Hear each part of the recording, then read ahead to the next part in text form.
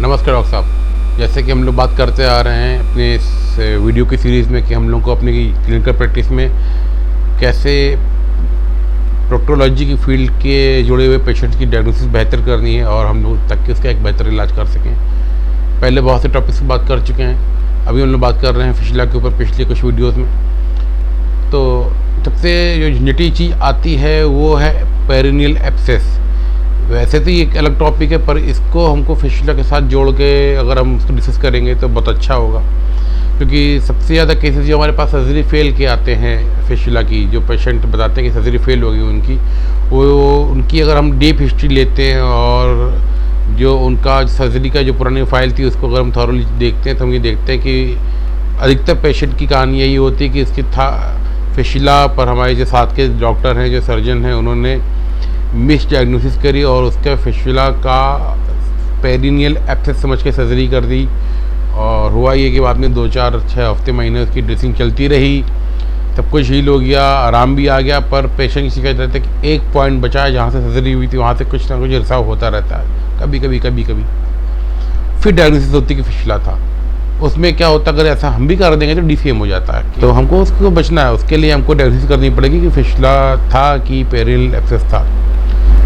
उसमें इन्फ्लेमेशन होगा, पेन होगा, टेंडरनेस होगा, रेडनेस होगी, छूने में गर्म लगेगा आपको, और पेशेंट के फीवर भी होगा। यदि आप उसका टीएलसी कराते हैं तो उसका टीएलसी बढ़ा भी आ सकता है, ऐसा भी बढ़ा हुआ आ सकता है। तो सारे क्लासिकल सिम्टम एब्सेस के होते हैं, हम लोग एब्सेस समझ के सर्जरी कर देते हैं। जब हम इंसिजन लगाएंगे, हाँ ऑब्वियसली पेशेंट को आप एनेस्थीसिया देंगे, जनरल या स्पाइनल, जो भी आप प्रेफर करते हैं, अपना काम है। ड्यूरिंग सर्जरी हमको करना क्या है कि हमको थॉरली चेकअप करना है। उसके तो एनेस्थीसिया हो ही रखा, कोई तकलीफ होनी नहीं है कि वो फिशला तो नहीं था। और यदि हमको फिशला नज़र आता है तो फिशला की सर्जरी कर दीजिए, फिशला का ही ट्रीटमेंट करिए। और आखिर हमको डायग्नोसिस बनानी कैसे है कि अपनी एक फिंगर पेशेंट की एनएस के अंदर रखनी है और प्रोब को बहुत जेंटली अंदर इंसर्ट करना है एब्सेस की कैविटी के अंदर। आपने इंसिजन लगा के सारा पस निकाल ही दिया है तो कोई हड़बड़ी की ज़रूरत नहीं है, प्लान से काम करिए।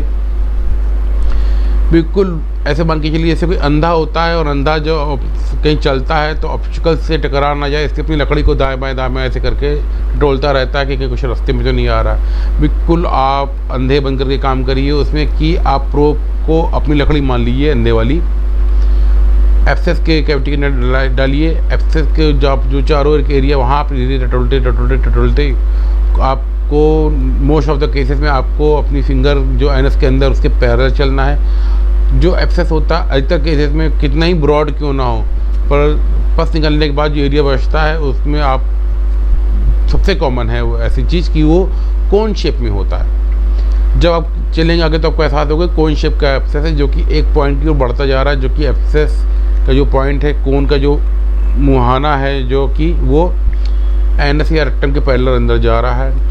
जब ऐसे करते करते प्रोब को आगे बढ़ाते जाएंगे, लास्ट पॉइंट तक जब पहुँचेंगे, इधर आपकी पैरेलल आपकी फिंगर भी एनएस के अंदर है, तब आपको फिंगर में एनएस के अंदर की फिंगर की टिप पे आपको जो आपने एब्सेस के रास्ते से आपने प्रोब अंदर डाली वो आपको एहसास कर जाएगी। ये काम जरूर करिए। यदि आपको प्रोब अंदर एहसास कर जाती है फिंगर पे, जेंटल प्रोबिंग करनी, बहुत जेंटल करनी है। ऐसा ना हो कि क्योंकि पस था, रास्ता उसका सॉफ्ट हो चुका था, पस की वजह से पक चुका था और आप उसको फास्ट ट्रैक बना बैठे, ऐसा नहीं करना है। बहुत जेंटल माइल्ड प्रोबिंग करनी है।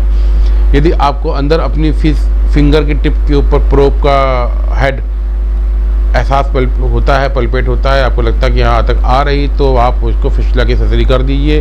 घर वालों को बता दीजिए तुरंत बाहर खबर भेज दीजिए ओटी के, भाई देखो एक्सेस करके चल मान की सर्जरी करी थी, हमने आपको पहले बताया था कि मन में शक है और वो फिशला निकला, हमको फिशला की सर्जरी करनी पड़ेगी। अब ऐसा कर देंगे तो पेशेंट घर वाले भी झिझक नहीं करेंगे।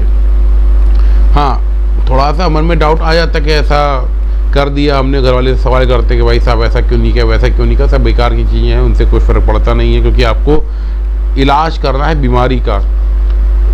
पेशेंट एक बार ठीक हो जाएगा तो ज़्यादा बेहतर। पेशेंट आपने सर्जरी कर दी और बाद में ठीक नहीं हुआ तो डिफेम बहुत ज़्यादा होता। आप केस ना करें वो डिफेम नहीं करता, आप केस ठीक कर दें वो डिफेम नहीं करता। आप केस ठीक करने के लिए ले लें और ठीक ना कर पाए वो डिफेम करता है, और हमको डिफेम से ही बचना है डॉक्टर साहब। तो एब्सेस की सर्जरी एब्सेस समझी करिए, पर ड्यूरिंग द सर्जरी ड्रेन के बाद में प्रोबिंग करके फिस्टुला की कंफर्मेशन जरूर कर लें, ठीक, ताकि आपको डिफीम ना हो। खैर, इस वीडियो को यहीं पे ख़त्म करते हैं। जैसा कि मैं हमेशा बोलता आता हूँ कि मेरे एजुकेशनल वीडियो साथी डॉक्टर्स के लिए हैं, जनता जो आम पब्लिक है, जो पेशेंट्स हैं, उनके लिए यूज़लेस हैं, तो वो ना भी देखें, उनको कोई बेनिफिट होगा नहीं इस चीज़ से।